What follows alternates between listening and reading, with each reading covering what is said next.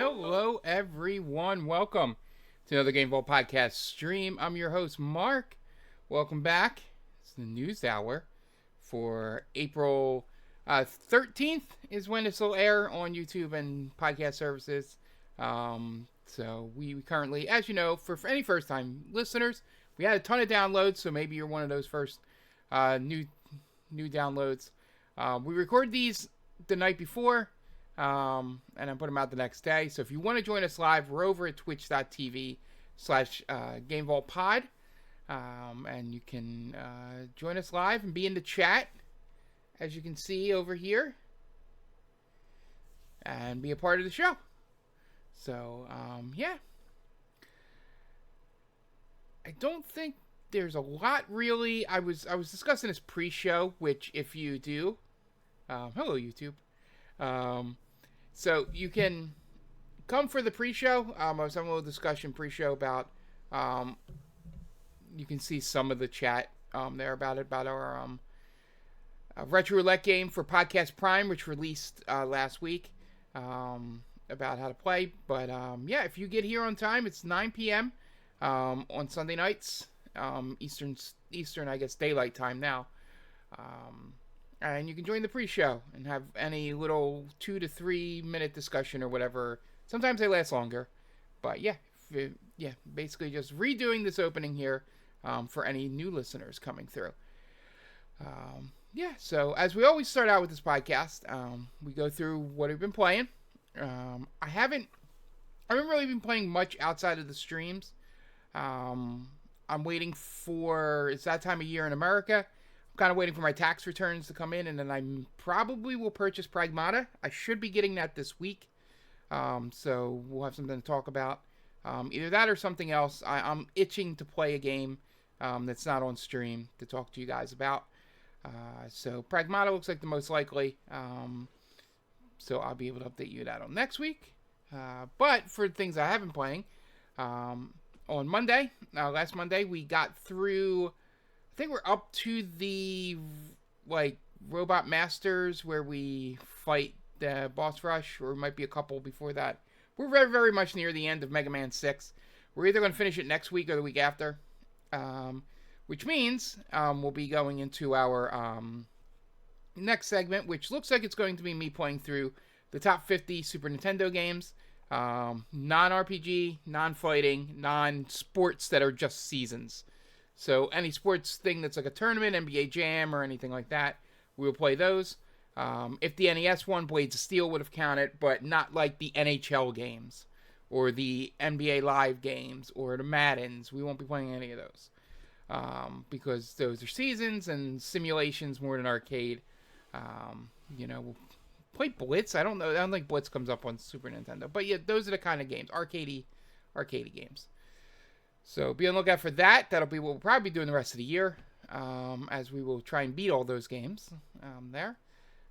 But anyway, for Mega Man 6, I think I said this partially last week when we were through the first two parts of the game. I find this one very, I guess the best term to use is it's very mid, in the sense that everything's fine. The stages aren't that hard. The bosses are not difficult, but they are hard to beat first try, for me at least, because I gotta see what their gimmick is in the fight before beating it. But usually I get it by the second or third time, unless if it's like, one of those like quick, jump slide, then shoot, sort of thing. And then I just got to get into the pattern, which will take me a little bit longer. But yeah, everything's very average, very good. I like the additions of the suits. Hey, hello, Night Duck. Being the powerful suit and the jet suit. I like the fact that you can go back to levels before you beat the first 8 Robot Masters to get like a special weapon. I think you can get beat by doing that, or getting extra lives and things. But since we do save states, just for my sanity and your enjoyment, we don't really need to worry about 1-ups. I really just use them to make a boss fight easier. in the long run. So yeah, we should be done. Like I said, either next week or the week after, depending how quickly I get through these final things here. The overall, I still think nothing will change this, but I still think my rankings are probably 2, 3, 5, 4, or I'm sorry, 2, 3, 1, 5, 4, 6, or maybe 6 above 4. But yeah, I think five's a fine game. It's just, it was fun to play, despite not being too difficult. And I think that's the difference between 5 and 6. Is 6 is just fine. It's not fun to play at all. 5 was fun for me, at least. But yeah, I still think Mega Man 2 is one of the best NES games of all time. And 3, finishing it through for the first time, adding the slide mechanic, does improve on that, but doesn't make it a better overall game. They make the stages a little more punishing, and the bosses kind of get on your nerves a bit, because they're very much being particular in terms of what you want to do and how you fight the bosses, rather than giving you the chance to figure it out on your own. I don't know how you do damageless runs on 3, but people do it. I mean, Smite does it all the time, if you watch over on his site. But yeah, so going to be done the Mega Mans. We'll be done those 6. And then on Friday, I was able to play some more Trails in the Sky second chapter. We are definitely in the end game. I thought we were in the final dungeon. Then like 10 minutes into the stream, I was like, oh, this is like the dungeon before the dungeon. So we got some nice twist. Got some character reveals. Got some backstory stuff late in the game. Since these are 3 interconnected games, I'm sure I'm not going to get all the answers or kill all the bosses by the end, but I do like the idea of what they're doing in terms of the society versus, the regular world, and how they're not... Well, I guess we'll find out what their ultimate thing is, but from the conversation I just had at the end of the last play session, it seems like it's one of those, they don't believe they're the villains. And that's the best way to write a villain. Is not somebody that goes, ha, I'm evil, woo, I'm going to destroy everything because I'm evil. Those aren't the best villains. The best villains are like, no, we have a plan that we think will save society or make society better, and we're going to execute that. And we don't care if you think it's not morally justified or you might call it evil. We believe that we are the heroes of this story, and you will thank us after we finish. And I think that is obviously the best way to write a villain. And I think they're doing a good job, at least at the end game here, to making them seem more as like less culty and more like, no, we're correct. You guys are wrong, sort of thing. And we'll find out in the end if we were wrongly following the wrong people and they were correct, or we are correct, or I'm interested to see if they do any twists like that at the end. But yeah, I'm enjoying it so far. I was even thinking of jumping in last night on Saturday when I got back from softball. But on the way home, I just decided, and I know I have a whole movie podcast to do this, but I decided to go see Project Hail Mary in IMAX because they put it back out for single showings each day. And it was, I passed an IMAX theater on my way home from the game, so I decided to do that. And it was well worth it. All the space shots in IMAX are gorgeous, and once again, 2.5 hour movie, maybe 2:40, doesn't feel like it at all. Even second time through, when I knew like all the tension was gone. I've listened to the audio book, so I've even come in with that knowledge. I didn't cry this time. I cried 3 times first time through, which I think this is the first case where, if you haven't read the book yet for Project Hail Mary, I would recommend watching the movie first, then reading or listening to the audiobook. I do believe the book overall is better in terms of the story and the science and the conflicts a little bit. But in terms of an emotional, like, movie, like, story, Lord and Miller do a good job of sort of what's it called? Concentrating on the interpersonal relationships more than the science and the government issues and things like that. Then the book, obviously being a book, dives much deeper into that and fills in a lot of gaps for you and adds new things that explain things that they don't talk about in the movie. But yeah, I fully recommend, if you haven't read the book, watch the movie first, then read the book. Or the audiobook's fantastic on Audible. The guy that does all the voices, and they're fantastic. So anyway, tangent there. That was why I didn't play Trails last night. But I am eager to play it next Friday and get it done. And move on to Neo Fantasian. A year or so after Night Duck had let me borrow it for stream. So we'll get to that eventually. And then really the other games I've been playing off stream.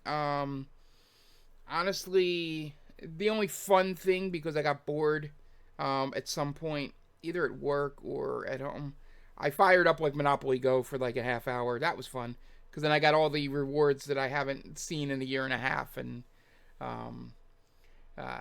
made that game a lot of fun. And then I ran into the thing of, oh, you can't do anything, come back like tomorrow, and I just never went back. But obviously the other thing is NCAA. I've been playing that while listening to podcasts about Project Hail Mary for the most part. And finishing up, just playing through seasons of that, just to have something to sort of distract me, so I'm not either looking at my phone or, dozing off while watching a video, which, I can sometimes do. Yeah, I think that's it. I think one thing we didn't mention last week, for those of you that watch the podcast here or understand where me and Metal Militia come from in terms of why we do a retro, channel and podcast here. We just love the history of gaming. And if you have been on YouTube, you've noticed that the Gaming Historian has not been around for a while. I think it was a year or more, maybe 2 years since his last, the Oregon Trail video went up. He put up a video like a week or two ago saying, that he's done with doing history videos. He tried to do another one on the Donkey Kong Nintendo case. That was because you're old. Yeah, that's probably true. We are old. But no, we, so he's going to keep the channel up so you guys can go watch videos if you haven't watched them before. The Gaming Historian is, very much a fun channel to watch, even to have on in the background while you're doing other things. So say goodbye to the Gaming Historian, and just improved my knowledge of games as after I found him, which is what a channel like his does. So he still does a podcast on history and stuff like that. If you like his style of storytelling, which is great, if you want to check that out. But so without further ado, let's congratulate Metal Militia, Tom, for finishing Final Fantasy VI. He almost did it first time through on the boss. We got all the way to Kefka, but he beat one of the tiers, without spoiling. We'll say one of the forms, tiers, whatever you want to call it. He beat one of those, and then one of his most important characters died. And if a character's dead at the end of a form or a tier, they're kaput, and it gets replaced by a character.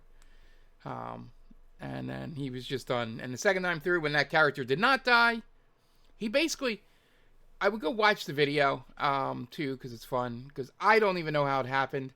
That second time through, it was a fun ride. Like, I didn't even know it was GG's until, like, I was like, I think that's the end. That fight should have been longer. So for all that grinding we did, it turned out to be perfectly fine. even through some of the frustrations there. But yeah, we're moving on to Final Fantasy X, which is definitely one of my top 3 Final Fantasies. Probably alternating between 2 and 3. And so Tom just moving down the list of my favorite Final Fantasies as we go. So congratulations to Tom, and be sure to check that out next Thursday as we premiere that. So without further ado, let's move on to the news. I want to make sure that we're on the right page. There we go. And speaking of something near and dear to my heart, after 20 years in pre-production limbo, a Metal Gear Solid movie may be finally on the way. The film is set to be directed by the Final Destination Bloodlines duo of Leposky, I believe that, or Leposky? We'll say Leposky, and Stein. According to the Hollywood Reporter, Sony Pictures has signed up Zach Leposky and Adam Stein, the Canadian directing duo best known for the Final Fantasy Destination Bloodlines, in a first-look deal covering all its film labels. As part of the deal, Leposky and Stein will use, I guess it's Usher or use their new company, Wonder Lab. God, I hate when there's grammatical errors. To sign up films for the pair to direct. This includes the film adaptation of Metal Gear Solid for Sony's Columbia Pictures, which is set to be directed by them and produced by Ari and Avi Arad. Arad has an extensive history with Sony and Marvel. He has executive produced Marvel's live-action Spider-Man movies and produced the Spider-Verse animated films for Sony. He is also producing Sony's upcoming live-action film, Legend of Zelda movie. In a statement, they said, Metal Gear Solid was nothing short of groundbreaking cinematic masterpiece that will forever revolutionize video games. We are thrilled and honored to bring Hideo Kojima's iconic characters and unforgettable world to life. Yeah, so it looks like, it was, as this photo showed that Oscar Isaac was supposed to play Snake. Or like 6 years ago was rumored to play Snake, so God knows if he's still doing that. But yeah, he said in 2022 that he would still want it. But yeah, we'll see. All we know is that it looks like it's going forward. They have new directors attached, and hopefully it's pretty good. This is, depending on how crazy you want to get, the Metal Gear story is something you can adapt to film, because Kojima does so much like world building and lore. Whether you think it's good or not, there's just a lot of material there. Kind of like Death Stranding has the same thing. You can argue with the quality of the material, but the one thing you can't argue with is that there's a lot of it. So they can either figure out a way to make their own thing in the universe using some of the basic rules that are in there, Metal Gear's nuclear deterrent, all that stuff. Clone brothers, anything, and or just follow a straight path of doing the games. That's the good thing that Metal Gear does kind of give them the ability to do. It's kind of like Resident Evil in that sense, except nobody's actually been able to make a good Resident Evil movie, so maybe this wouldn't be good. But there's so much lore and backstory and things that should be easy to translate the film, that I think this could be good. But we'll see. I'm excited to see that it's finally moving forward. And I hope it's like either a smashing together of a couple of the games, or like some kind of fun. Maybe you just do Snake Eater, just do the origin story of Big Boss, and set it as a, Cold War period piece instead of going right for Solid Snake. But we'll see. It was exciting to see that this looks like it might be going in the right direction. Next up, the James Bond IP owner has opposed an attempt to trademark 90s parody video game character James Pond. The original James Pond underwater agent was released in 1990 and was followed by the far more popular James Pond 2, codename Robocod. Although It was followed by other titles, 1993's James Pond 3, Operation Starfish, and the minigame spin-off, The Aquatic Games.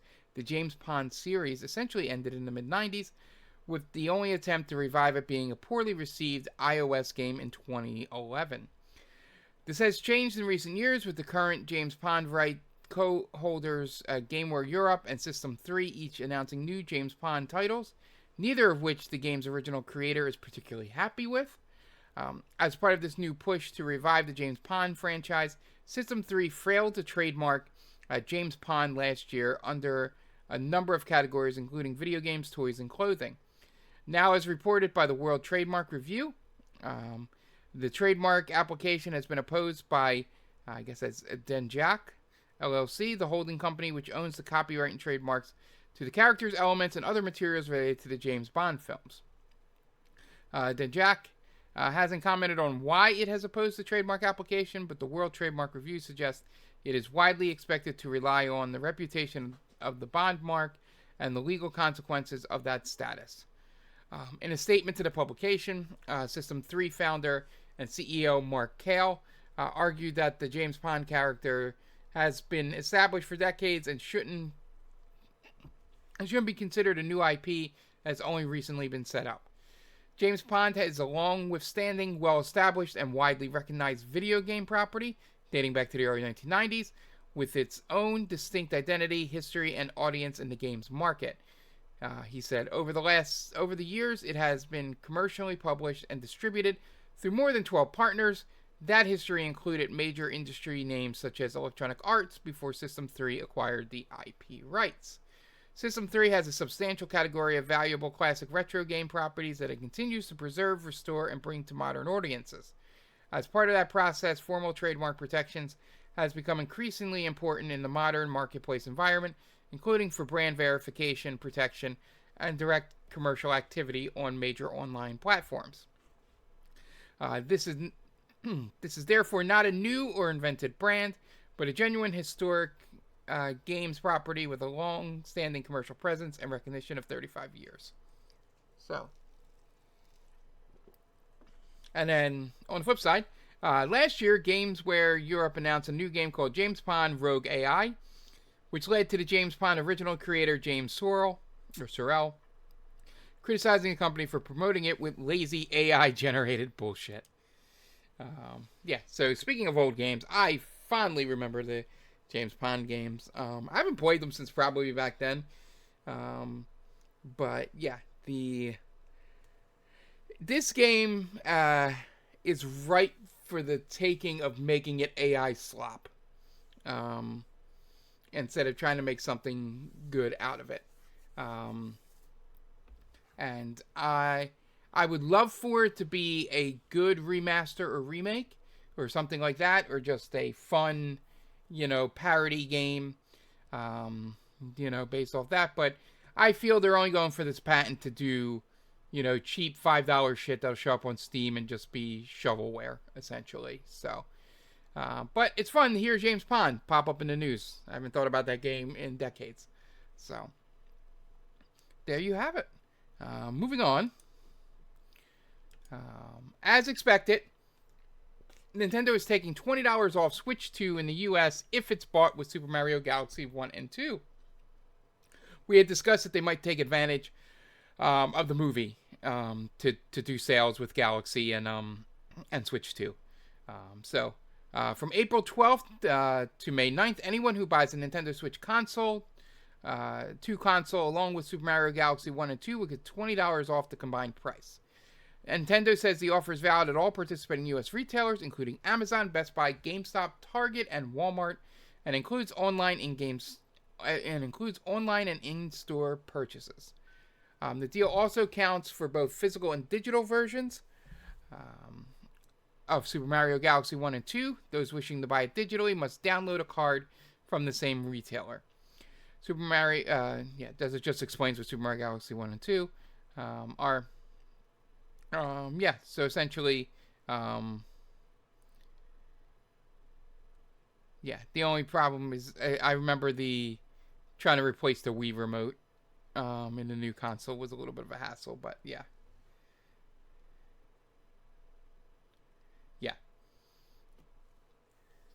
Yeah, it was. I was. Well, I mean, the. I was more saying that they would try and line up something like this. I believe we were talking about this, or maybe it was all the way back when this was released. Maybe we were talking about it. It's just in my head that it was sooner. But yeah, yeah. I knew they were going to try and figure out a way to connect it to Switch 2 as well, especially when they said they were getting lower than expected sales. So they were hoping that they could kind of match it up. But yeah, I will say, if you're looking to get Switch 2 and you have not played the Galaxy games yet, this is the one bundle I would highly recommend you getting.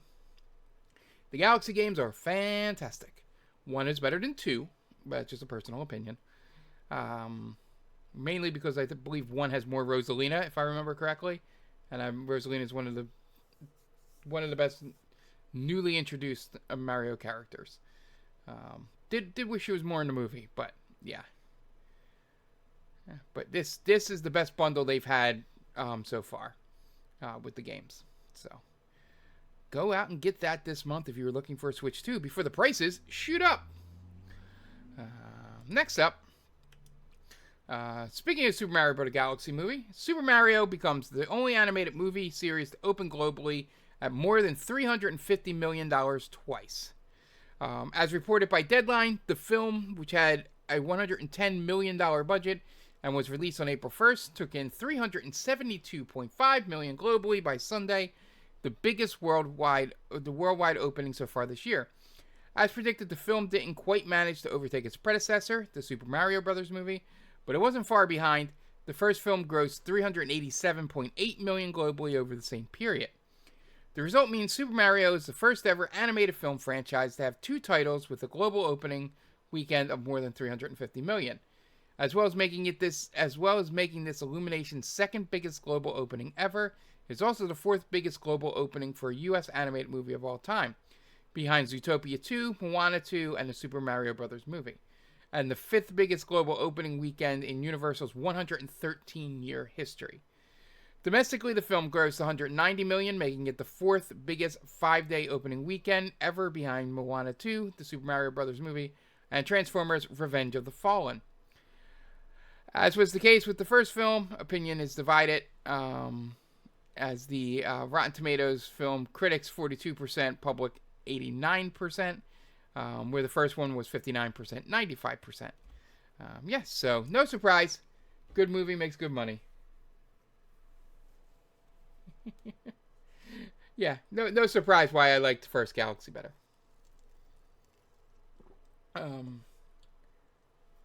Rosalina might be one of the most powerful actors in Mario universe, and cannot convince me otherwise. She should have been in the movie more. Yeah, so yeah, no surprise here. I knew this was going to be a hit. The biggest test for them is going to be, in this case, is going to be the third movie, if they make a third movie. Whether that's a Star Fox movie, a Donkey Kong movie, like a third movie in this general universe is going to be key. Because if they can keep going and keep the momentum close, even if it's another little dip, if they can keep making these movies at 100+ million and bringing in 300 million on opening weekend globally, they're going to make these forever and just keep doing it, kind of like how Marvel did with the MCU until it eventually started to crater. So basically, this result means we're not seeing the end of this anytime soon.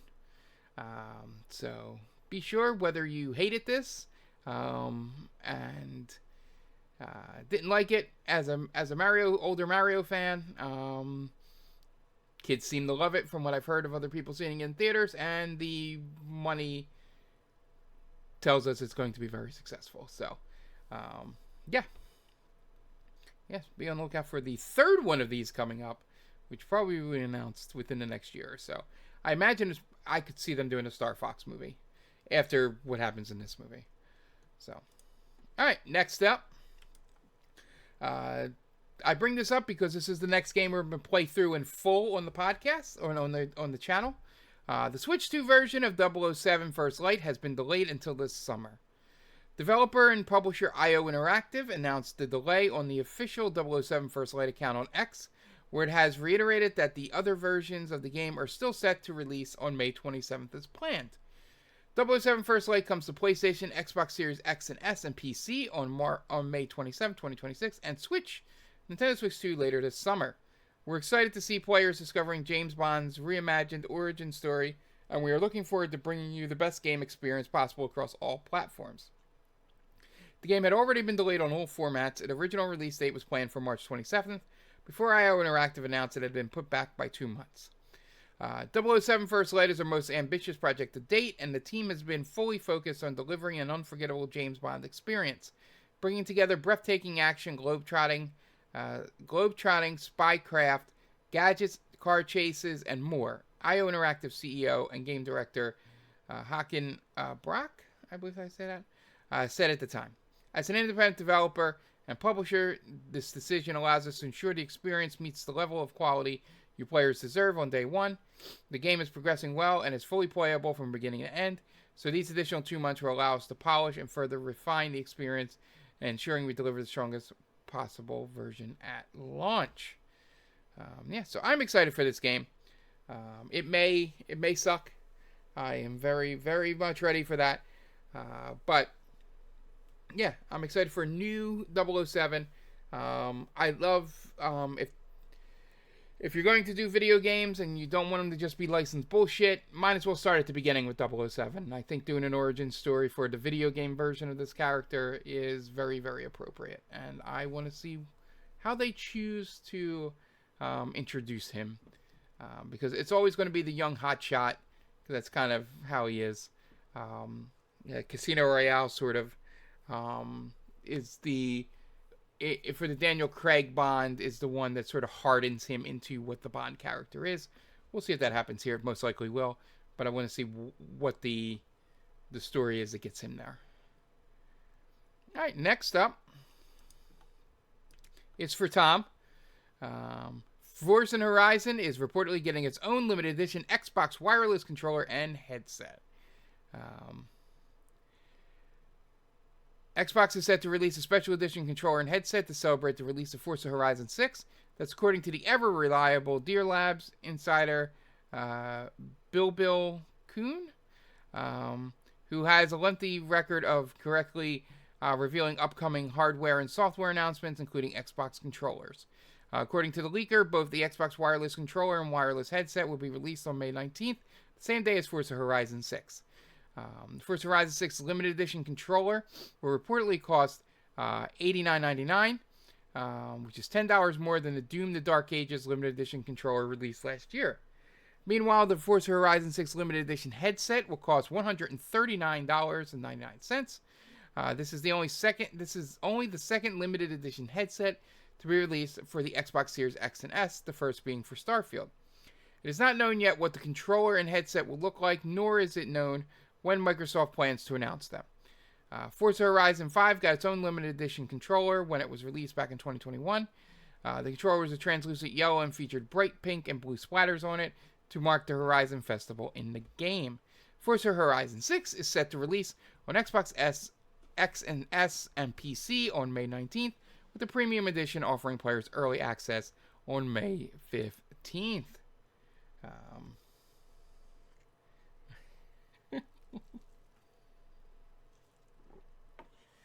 Well, if they put a wheel out that has all the branding on it, I'm sure he'd get it. That's probably the main reason to buy these special edition controllers. But yeah, I saw this immediately, and I had to check the date to make sure we hadn't talked about this before.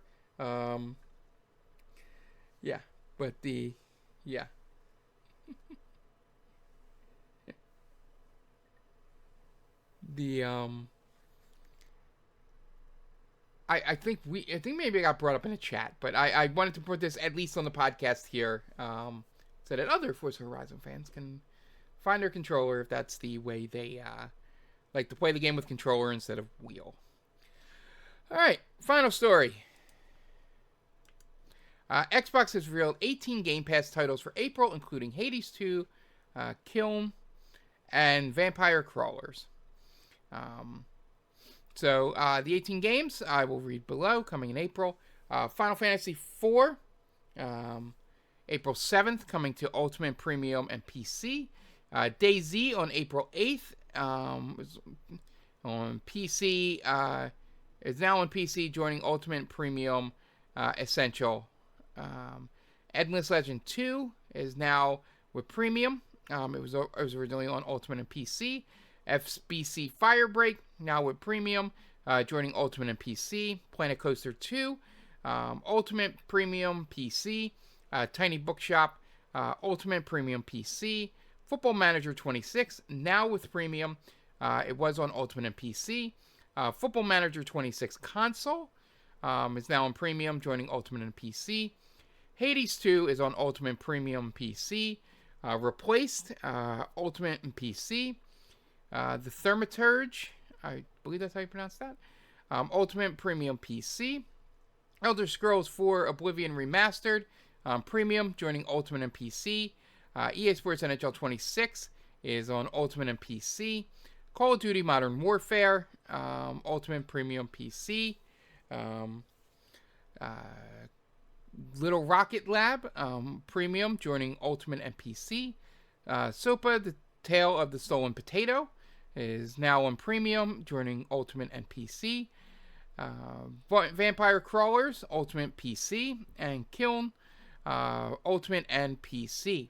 Xbox also notes that Ashen Erudian? Yeah, I think I put an R in there when there's no R. Chronicles, Haunted Heroes, Grand Theft Auto 5, My Little Pony as a Zephyr Heights Mystery, and Terra Invicta will all be removed from Game Pass on April 15th. So happy tax day to those of you that enjoy those games. Yeah, so if you still have Game Pass Ultimate, you're getting all those games. If you have Premium, you're getting some more than you probably didn't think you were getting. As they seem to be dropping some more things down there than they used to in the past. So, all right. Like I said, a slow news day. That'll do it for the podcast. A short one today. I didn't see much news in there. So, that just means there's going to be a lot next week, because that's how it works in a weekly news program.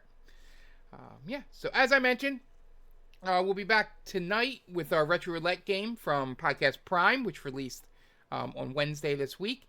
You can see us talk about the, as two guys sitting around a table with the house on fire around them, talking about how everything is fine in the video game industry. But our game is A Link to the Past. Very special game to my heart, as those of you out there know. Tom will be playing it. I will be helping him, being his Sherpa through the game.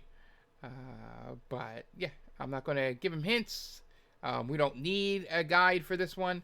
But we're going to play it as though it was first playthrough. I will explain. There's a thing at the very beginning of the game, like one of the first things you do, that if you know what you're doing, like it's your second, third, or fourth playthrough. I think I mentioned this early on, just in case if anybody joined late on the live version. There's a spot like 5 minutes into the game, after you finish the first escape, the very opening dungeon of the game, that you can just skip if you already know what to do. But we will show you the way the game is intended to be played, because that is the point of Retro Roulette. So that'll be on Monday.